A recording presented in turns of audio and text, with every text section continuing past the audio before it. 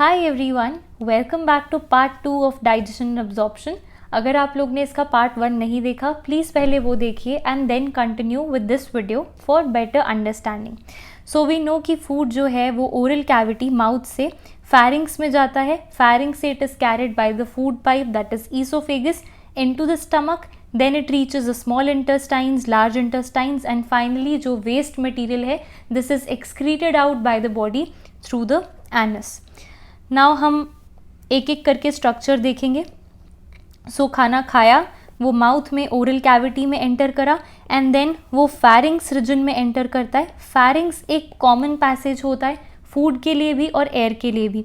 And after फैरिंग्स वो oesophagus यानी कि फूड पाइप में एंटर करता है। ईसोफेगस एक थिन ट्यूब होती है, फूड की पाइप है जो बैक पे प्रेजेंट है नेक के, और आगे की तरफ नेक के विंड पाइप प्रेजेंट होती है जो ट्रेकिया में लंग्स में जाकर खुलती है।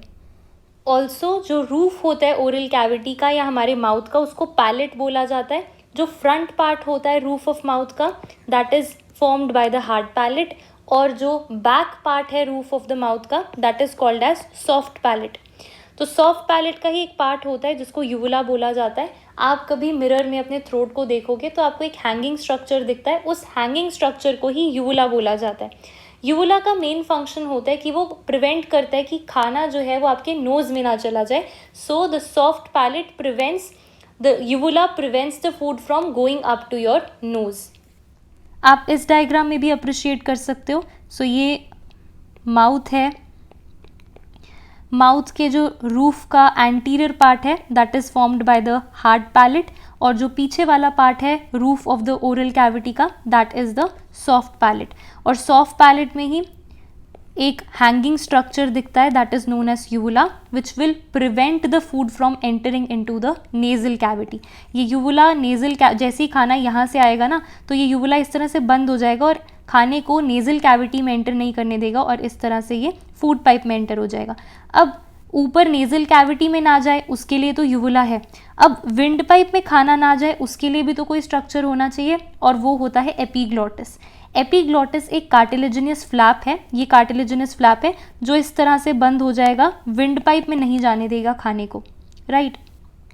सो the pharynx leads to the oesophagus. हमने देखा कि फैरिंग्स जो है, फैरिंग्स रीजन ईसोफेगस में खुल रहा है। एक कार्टिलेजिनियस फ्लैप है जिसको एपिग्लॉटिस बोला जाता है which prevents the food from entering into the trachea और द लंग्स ड्यूरिंग स्वैलोइंग। ये एपिग्लॉटिस कार्टिलेजिनियस फ्लैप है जो क्लोज हो जाएगा और खाने को विंड पाइप में नहीं जाने देगा। ईसोफेगस ये वाला रास्ता, it is a long thin tube that extends through the back of the neck and it leads to a J shaped organ which is known as stomach. Finally food pipe जो है वो अब stomach में पहुंच जाएगा। Now before हम stomach start करें उससे पहले एक इंपॉर्टेंट फिनोमिना देखेंगे जो ईसोफेगस में होता है which is known as peristalsis.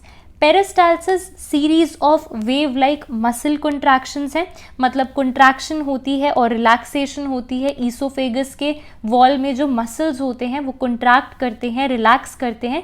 Reason क्या है कि फूड को आगे डायरेक्शन में प्रोपेल करने के लिए, आगे डायरेक्शन में पुश करने के लिए पेरिस्टाल्सिस होता है। तो ये ईसोफेगस है, ये फूड बोलस है, सेमी सॉलिड फूड है। सेमी सॉलिड फूड के फूड बोलस के इमीडिएटली पीछे वाले मसल्स जो हैं वो कंट्रैक्ट करते हैं ताकि खाना आगे वाली डायरेक्शन में पुश हो, और इस फूड बोलस के जो इमीडिएटली आगे के मसल्स हैं वो रिलैक्स करते हैं कि खाना जो है फर्दर डाइजेस्टिव ट्रैक में पुश हो। So peristalsis is just series of wave like muscle contractions और रिलैक्सेशंस होती हैं मसल के, जिसकी वजह से खाना जो है वो आगे पास होता है। ऑल्सो नोट एक मस्क्यूलर रिंग होती है which seals the oesophagus from the stomach. This is known as gastroesophageal sphincter which is present between the esophagus and the stomach.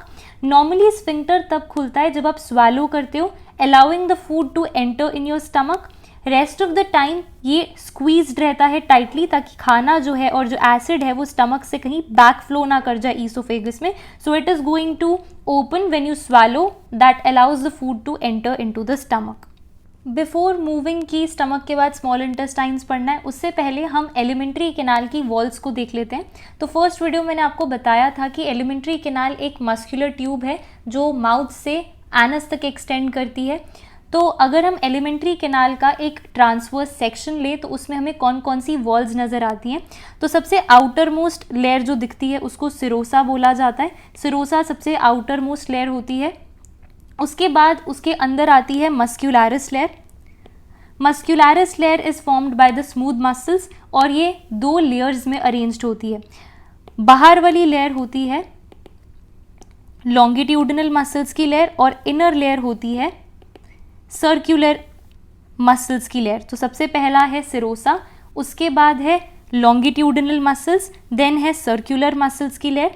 Muscularis layer के नीचे होती है सब म्यूकोजा लेयर। सब म्यूकोजा में लूज कनेक्टिव टिश्यू पाए जाते हैं जिसमें नर्व्स होता है, ब्लड, लिम्फ वेसल्स, और सब म्यूकोजा के नीचे प्रेजेंट होती है म्यूकोजा लेयर। म्यूकोजा लेयर सबसे इनर मोस्ट लेयर होती है और म्यूकोजा के फिर अंदर ल्यूमन पाया जाएगा। तो एलिमेंट्री कैनाल का एक ट्रांसवर्स सेक्शन हमने देखा कि बाहर से अगर अंदर की तरफ आएंगे तो सबसे पहले serosa, second is muscularis which is divided again into 2 parts, the outer consisting of the longitudinal muscles and the inner muscularis consisting of the circular muscles. Then comes the submucosa जिसमें connective tissue रहते हैं, nerves, blood vessels, lymph vessels, और finally inner most layer जो lumen को line करती है वो mucosa होती है। अब ये जो म्यूकोजा लेयर होती है ना, ये अलग अलग, देखो जनरल तो बेसिक यही है, लेयर्स प्रेजेंट होती हैं, बट अलग अलग पार्ट ऑफ एलिमेंट्री कैनाल में थोड़ी बहुत इनमें मॉडिफिकेशंस प्रेजेंट होती हैं। जैसे अगर हम स्टमक की बात करें तो स्टमक में ये जो म्यूकोजा लेयर होती है ये इरेगुलर फोल्ड्स फॉर्म करती है, उनको हम र्यूगे बोलते हैं। और हम आगे देखेंगे कि स्मॉल इंटेस्टाइन्स में भी ये जो म्यूकोजा लेयर है ये बहुत सारी फोल्डिंग्स शो करती है। तो वो पढ़ने से पहले इसीलिए मैंने आपको ये लेयर्स के बारे में बताया। आफ्टर द स्टमक हम स्मॉल इंटेस्टाइन्स पढ़ते हैं। स्मॉल इंटेस्टाइन्स का पहला पार्ट होता है ड्यूडेनम जो यू शेप्ड होता है। सेकंड पार्ट होता है ज्यूजिनम जो लॉन्ग कॉइल्ड पार्ट है और ये मिडिल पार्ट है स्मॉल इंटेस्टाइन्स का। और थर्ड पार्ट होता है इलियम जो हाईली कॉइल्ड पार्ट है और लास्ट पार्ट है स्मॉल इंटेस्टाइन्स का। अब बहुत इंपॉर्टेंट चीज़ है, बिल्कुल ध्यान से सुनना। स्मॉल इंटेस्टाइन का जो म्यूकोजा लेयर है, जो भी हम पढ़ कर आए कि म्यूकोजा लेयर क्या होता है, स्मॉल इंटेस्टाइन का म्यूकोजा लेयर बड़े बड़े फोल्ड्स बनाता है। उन बड़े फोल्ड्स को, लार्जर या बिग फोल्ड्स को प्लाइका सर्कुलरिस बोलते हैं या फिर फोल्ड्स ऑफ कर्केरिंग बोलते हैं। तो ये जो स्मॉल इंटेस्टाइन का म्यूकोजा लेयर है ये इस तरह से फोल्ड्स बनाता है बड़े बड़े। इन बिगर फोल्ड्स को प्लाइका सर्कुलरिस या फोल्ड्स ऑफ कर्केरिंग बोला जाता है। इन फोल्ड्स पे, इन प्लाइका सर्कुलरिस पे हम देखेंगे कि फर्दर फोल्डिंग्स प्रेजेंट होती हैं। ये फर्दर फोल्डिंग्स को विलाई बोला जाता है।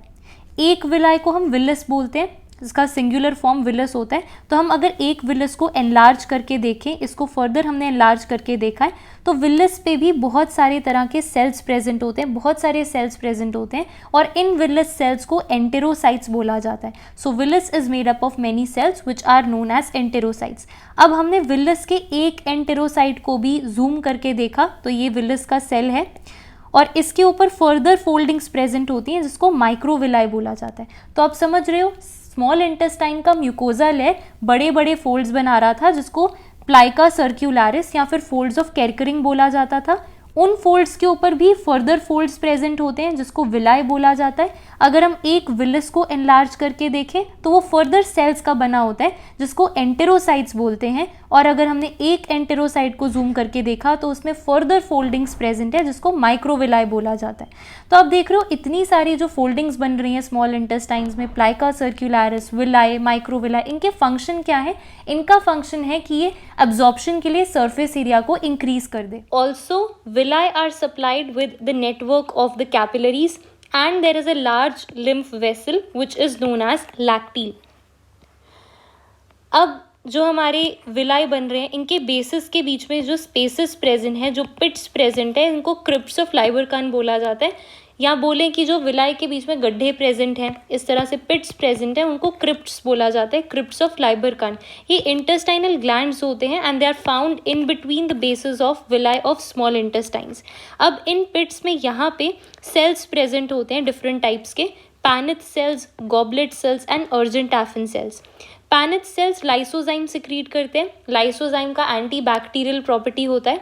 गॉबलेट सेल्स म्यूकस सिक्रीट करते हैं और argentaffin cells they probably secrete hormones. So after the small intestines, the food is going to enter large intestines. Large intestines के 3 parts होते हैं, cecum, colon and rectum. हम डायग्राम में देखते हैं एंड देन समझते हुए चलेंगे. सो स्मॉल इंटेस्टाइन से फूड एंटर करता है लार्ज इंटेस्टाइन्स में. स्मॉल इंटेस्टाइन्स और लार्ज इंटेस्टाइन्स के जंक्शन पे एक वाल्व प्रेजेंट होता है जिसको इलियोसीकल वाल्व बोला जाता है. इसका नाम ऐसा क्यों? क्योंकि स्मॉल इंटेस्टाइन्स का लास्ट पार्ट इलियम होता है और लार्ज इंटेस्टाइन्स का फर्स्ट पार्ट सीकम होता है. So ileocaecal valve is present at the junction of small intestines and large intestines. और इस इलियोसीकल वाल्व का फंक्शन क्या है कि एक बार स्मॉल इंटेस्टाइन से खाना लार्ज इंटेस्टाइन्स में एंटर कर गया तो वापस से ये फूड रिफ्लक्स बैक ना कर जाए, वापस से लार्ज इंटेस्टाइन का खाना स्मॉल इंटेस्टाइन में ना चला जाए, उसको प्रिवेंट करने के लिए इलियोसीकल वाल्व प्रेजेंट होता है. नाउ लार्ज इंटेस्टाइन्स के 3 पार्ट्स होते हैं. पहला है this one which is called as caecum.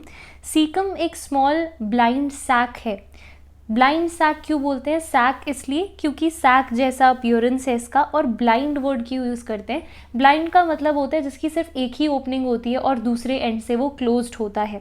तो यहाँ सीकम एक एंड से तो खुल रहा है, कॉलन में खुला हुआ है, और दूसरे एंड से ये बंद है, it is closed. So this is called a blind sac. Caecum कुछ सिम्बियोटिक माइक्रो ऑर्गेनिज्म होस्ट करता है. सीकम से ही आप देख रहे हो यहाँ पे एक वर्मीफॉर्म अपेंडिक्स प्रोजेक्शन निकलती है. ये वर्मीफॉर्म अपेंडिक्स ह्यूमंस में वेस्टिजियल होता है.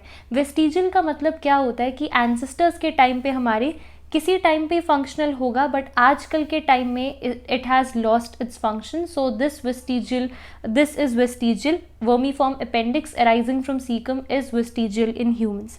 After caecum the food enters into the colon and colon के 3 पार्ट्स होते हैं. First is the ascending colon, second is the transverse colon and the third is the descending colon. Colon में आपको इस तरह से सेगमेंटेड अपीयरेंस दिख रही है. It is because of presence of haustra. Haustra sac जैसे स्ट्रक्चर हैं जो प्रेजेंट हैं और ये कॉलन को सेगमेंटेड अपीयरेंस दे रहे हैं. उसके बाद comes the sigmoid colon. Sigmoid colon last part है कॉलन का, जो नेक्स्ट पार्ट रेक्टम के सबसे नज़दीक है. रेक्टम जो है वो फीकल मैटर को स्टोर करके रखता है and finally faecal matter anus से बॉडी से बाहर एक्सक्रीट आउट हो जाता है. सो हमने जो भी पढ़ा उसको एक बार देखते हैं. Caecum is a small blind sac. It host some symbiotic micro organisms and the vermiform appendix, which is a finger-like tubular projection, it arises from the cecum and this is vestigial in humans. It has lost its function in the course of time. Ancestors के time पे वो functional होगा but अभी वो functional नहीं है. Colon is divided into 3 parts: ascending, transverse and descending colon. Ascending smallest part होता है और descending colon जो है वो next part of large intestine, that is rectum में खुलता है. और जो सेगमेंटेड अपीयरेंस होती है कॉलन की, it is because of the small pouches known as haustra. The sigmoid colon, that is the last part of the colon that is closest to the rectum, and the rectum is the last part of the alimentary canal. It stores the fecal matter and finally it opens outside through the anus, ejecting the waste material from the body. So यहाँ तक हमने cover कर लिया है. Chapter के अगली चीज़ें we will be covering in the next videos. Thank you so much for watching. Please like, share and subscribe.